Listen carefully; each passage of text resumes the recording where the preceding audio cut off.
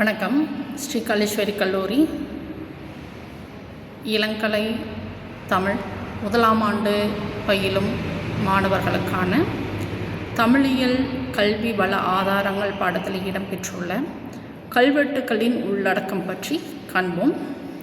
ஒரு கல்வெட்டு பழங்காலத்தில் எங்கே அமைக்கப்பட்டது அப்படின்னு சொல்லி பார்த்தோம்னா, பாறைகள், குகைகள், கோயில்கள் போன்றவற்றில் கல்வெட்டுக்கள் வெட்டப்பட்டன. இந்த கல்வெட்டுக்களில் என்ன உள்ளடக்கம் அமைகின்றது, என்ன செய்திகள் இடம்பெறுகின்றது அப்படின்னு சொல்லி பார்த்தோம்னா, பெரும்பாலும் தானம் வழங்கியவர்கள் அவர்களை பற்றிய செய்தி இடம்பெறுகின்றது. யார் வழங்கியது, என்ன வழங்கினார்கள் அப்படிங்கிற செய்தியும், யாருக்கு வழங்கினார்கள் அப்படிங்கிற செய்தியும் இடம்பெற்றிருக்கின்றது.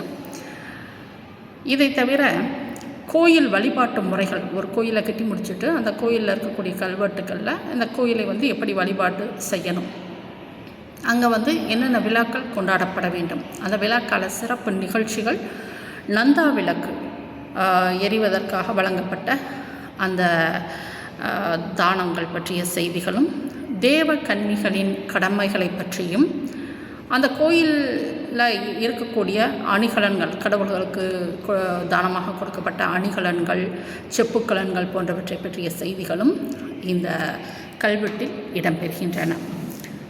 இதை தவிர கோயில் கட்டியவர், அந்த சுற்றுச்சுவரை எழுப்பியவர், குளம் அமைத்தவர், இவர்களை பற்றிய செய்தியும் அந்த கல்வெட்டுகளில் இடம்பெறுகின்றது. இதை தாண்டி குறுநில மன்னர்களின் உடன்படிக்கை, மக்களின் உரிமை பத்திரங்கள், ஊர் சபையின் விதிமுறைகள், புலவர், மருத்துவர்கள், கல்லூரி, புத்தகசாலைக்கு அரசர் வழங்கிய அந்த தானங்கள் பற்றிய, இறை நிலங்கள் பற்றிய செய்திகளும் இந்த கல்வெட்டுகளில் இடம்பெற்றிருக்கின்றன. அரசன் வழங்கிய தானம் மட்டுமல்லாமல் பொதுமக்கள் வழங்கிய தானம், அந்தணர்கள் வழங்கிய தானம் பற்றிய செய்திகளும் கல்வெட்டுகளில் இடம்பெற்றிருப்பதை நம்மளால் பார்க்க முடிகின்றது. இந்த கல்வெட்டுகள் வட்டார மொழியில் எழுதப்பட்டு இருக்கின்றது.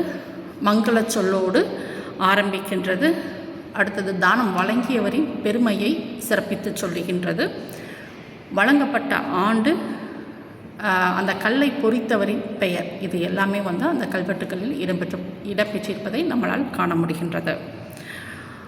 அரசர்களின் மரபு முறை மிக தெளிவாக கல்வெட்டுகளில் இருப்பதை நம்மளால் பார்க்க முடிகின்றது. இதன் காரணமாக நம்ம வரலாற்றை அறிந்து கொள்ளவும் உதவுகின்றது. அதே போல் ஒரு மன்னனின் ஆட்சி ஆண்டு சொல்லப்பட்டிருக்கின்றது. களி, கொள்ளம், சக ஆண்டு என்று அது குறிப்பிடப்பட்டிருப்பதையும் நம்மளால் பார்க்க முடிகின்றது. இதை தவிர மக்களின் பழக்க வழக்கங்கள், பண்பாடு, சமய நெறி, வாணிபம், வர்த்தகம், வரி வகைகள், நீதி வழங்கிய முறை போன்றவையும் இந்த கல்வெட்டுகளில் செதுக்கப்பட்டிருக்கின்றன. ஆட்சி முறை பிரிவுகள், பல்வேறு அலுவலர்களின் பெயர்கள், அவர்களுக்குரிய அதிகார வரம்புகள், இவையும் இந்த கல்வெட்டில் குறிப்பிடப்பட்டிருக்கின்றது.